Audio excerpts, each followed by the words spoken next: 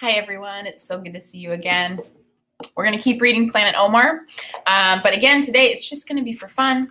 We're going to try to get through as much as we can because it's just a few days left before winter break. I don't think we're going to be able to finish it, but that's okay. We're starting today with chapter 17. If you remember, what I like to do is if it's been a while since I've read, I like to just take a look at the last few pages. And I'm remembering that it's Ramadan and Omar was thinking about fasting and he tried fasting for one day, got up for the midnight feast. So we'll see what happens next. We'd been living in our new house for 7 whole weeks. That doesn't sound like a lot, but it was weird. My bedroom really felt like my bedroom now. Even though when I shut my eyes, I could still remember exactly how my old bedroom looked. With the stickers on the dresser that were peeling off and the glow-in-the-dark stars on the ceiling that Dad helped me put up when I was younger, and Issa's teddies all over the floor. I didn't feel like I wanted to move back. I liked pretty much everything about where we live now. Except, can you guess? Daniel, obviously. Nothing else seemed to have a problem with me. Nobody else seemed to have a problem with me. But Daniel kept ruining everything. Most of our class hung out together on the playground. And though Charlie was my best friend, we often played soccer with Philip and Jaden and Jessica. Once or twice, the girls at the table next to ours asked for my help in science. Even Sarah, who is smart at everything. I'll give you an example of how Daniel made me miserable about a million pointless things. One Wednesday afternoon, Mrs. Hutchinson asked a question. It was the type of question that teachers ask when they know that kids don't know the answer, but they ask it anyway just to see.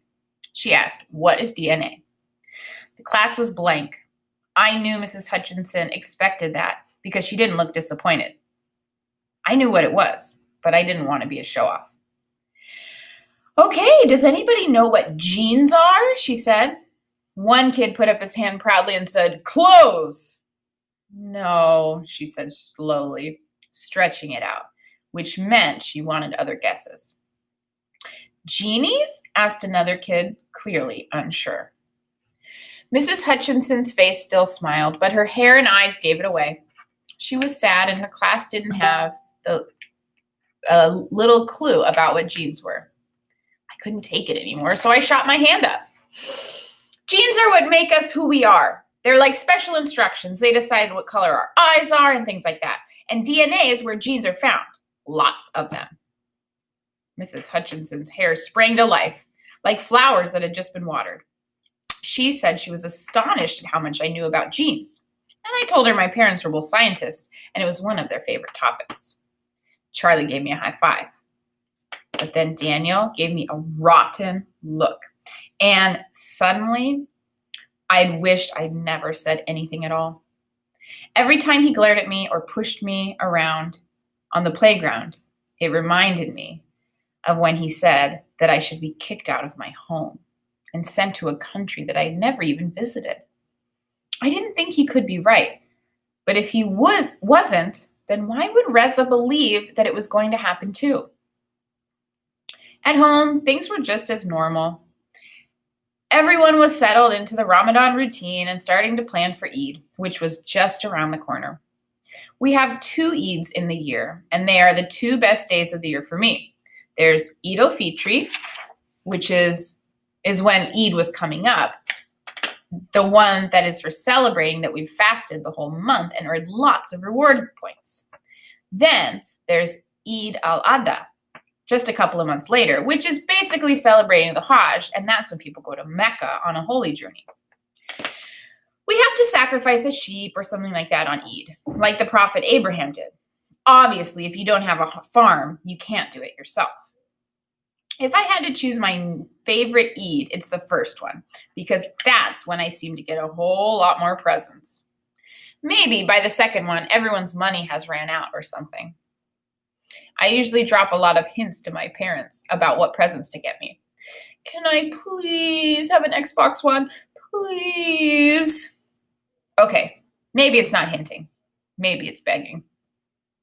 Mom orders a lot of presents and Eid clothes online. But it's funny because when the delivery man comes, she runs around the house going, ah, looking for her headscarf, which is never where she left it. It usually involves her hopping from one room to the other before sprinting up the stairs to grab one and opening the door and panting and apologizing. Once or twice, she's even grabbed my hoodie and put it on to use as a hijab. The last time this happened, Miriam pointed out that people who aren't Muslim must think that Muslim women wear their scarves on their heads all day long, even at home, because whenever she comes to the door, Mom always has one on. They must think Mom sleeps in it and showers in it and eats her breakfast in it. When Miriam isn't being Princess Grumpy Pants, she can be really funny. The thought of Mom showering in her headscarf had us all laughing for literally 7.5 minutes. I kept imagining her shampooing it and blow drying it. And then after dinner, out of the blue, Miriam blurted out, "Shower scarf!" And I spat out my food all over the table because I laughed so hard. Chapter 18. Have you ever gone on a school trip but never quite made it to where you were supposed to be going? If you haven't, you're lucky. Me? I seem to be a magnet for trouble. My class was supposed to be going to the Science Museum. My parents were obviously extremely excited about this. The Science Museum had a new section called the Wonder Lab, which Mom and Dad took us to see as soon as it opened. But it was super cool, so I didn't mind going again. Especially because they have these slides made out of different materials that teach you about friction. One of them is really fast. So fast, I almost peed myself laughing the first time I went on it. Gross. We were put into groups of 6 for the trip. The teaching assistant or a parent was in charge of each group. I could tell Mrs. Hutchinson was stressed that morning because some of the curls from her hair were looking pretty and in place, and others were sticking out in funny directions, completely ignoring gravity. I listened as she read out the names for the group. My heart was thudding in my chest. I had my fingers crossed under the table because I really didn't want to be in Daniel's group. I knew I wasn't supposed to believe in crossing fingers, but I was trying anything. It was only later that I realized I didn't even ask Allah not to put me in Daniel's group. My mom said that if I had, Allah might have put me in a different group, or he might even still put me in Daniel's group because he works in mysterious ways. As you probably guessed, I was put in a group with Daniel and Charlie. Oh, and Charlie was in a whole different group. Ouch. When our names were announced, Daniel looked over at me and snarled. The worst part was that it wasn't even a teacher in charge of our group. It was just another kid's parent, and she had no idea which kids were the troublemakers and which kids were not. Charlie came up to me and said, "Don't worry, okay? We can still look at things together in the museum, okay?" I said okay too.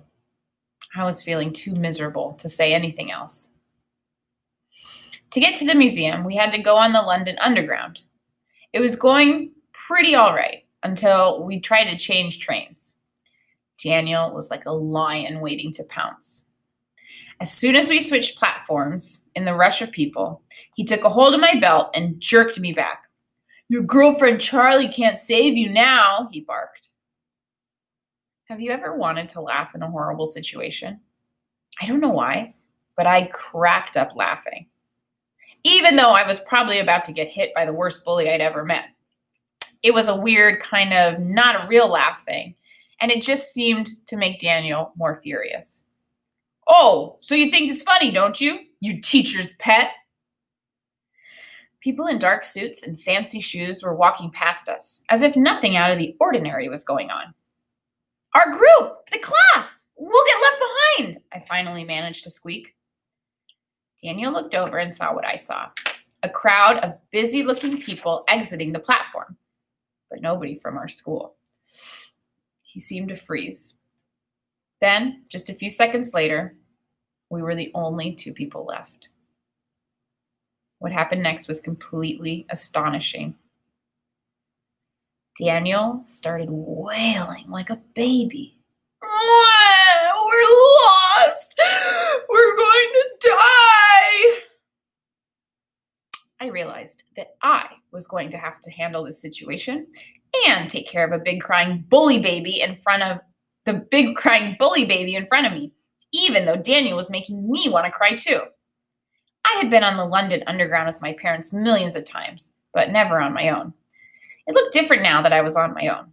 It looked bigger, noisier, darker, scarier, and it smelled like pee. No, wait, that was Daniel. He had peed himself. Whoa, so things are getting a little bit serious, huh? Like they're lost, they're stuck on this platform, and they're separated from the group. Let me read the next chapter. Chapter 19. I know we should have tried to find somebody who worked at the station to help, but my thinking wasn't very straight at the time. I was kind of wobbly, and I was getting like a gazillion different ideas of what to do.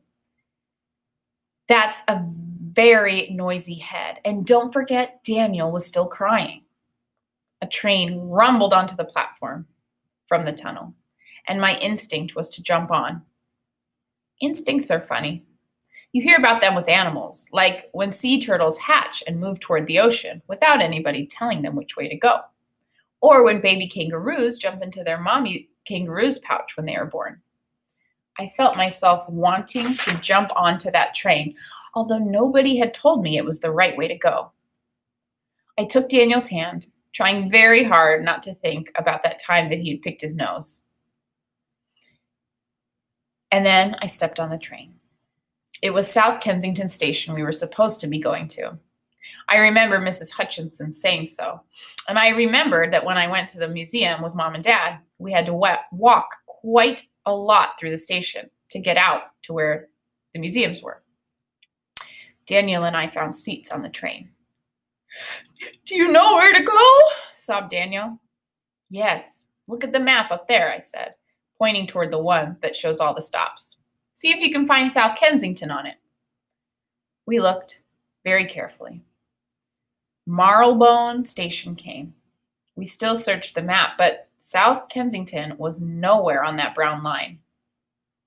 My heart sank as I said to Daniel, "I think we need to switch trains again." I love the peanut, but suddenly I wish that we had went more places on the train so I would know what I was doing. "Let's tell someone we're lost," pleaded Daniel. "No, we're not lost," I said.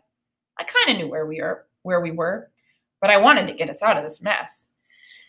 Now that Daniel was all sniffly and depending on me, I wanted to be a hero. "We just have to get off this train," I said. "Then we'll be fine." We got off at the next stop. It was Baker Street. Baker Street sounded very familiar. It sounded like home and good memories. I thought maybe it was another station that was close to the museum. That's why I remembered it. Daniel was like a big lump of Play-Doh. I had to think of something. But it sort of felt okay. He wasn't being mean to me anymore, at least. I wondered whether our class knew we were missing by now. I imagined Mrs. Hutchinson's hair going wild with worry. I had never seen her really worried before, and I wondered what it looked like. We exited the station, crossed over at a crosswalk, and walked down a busy road with lots of cafes on it. There was a Sherlock Holmes museum.